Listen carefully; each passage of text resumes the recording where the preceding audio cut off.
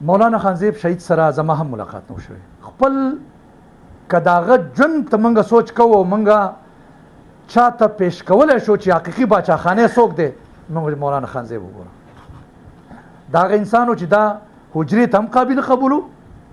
او جومات ته هم قابل قبولو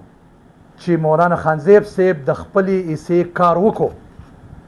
او دومره په ایماندارۍ وکړو چې د دهشتګردۍ خلاف په د قرآن او حدیث په دلیل په کولاو په جنازه په جلسه په هر ځای کې وویله د دهشتګردو ته ښه کولاو خبره وکړه چې ته په هېڅ لیاز مسلمان نه یې ریاست ته ښه کولاو چې تا زموږ پښتانه د دې خپلې شتمنې خاوره باندې ته شتمنول ولې نه غواړې نو هغه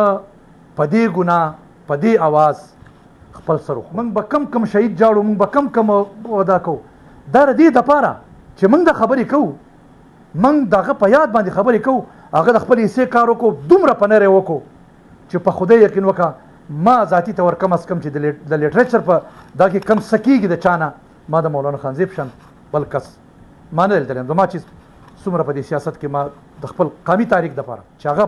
په ننني وخت کې کم کار وکړو اوس موږ د خپلې حصې کار څه کوو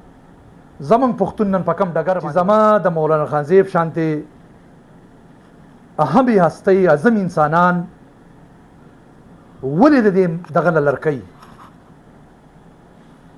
د دې پښتون قام د ټولنې دی ولې اخوا کوي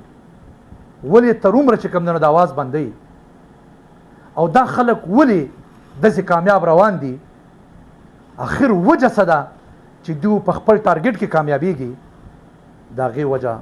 زما خپل دلال پښتون قام دی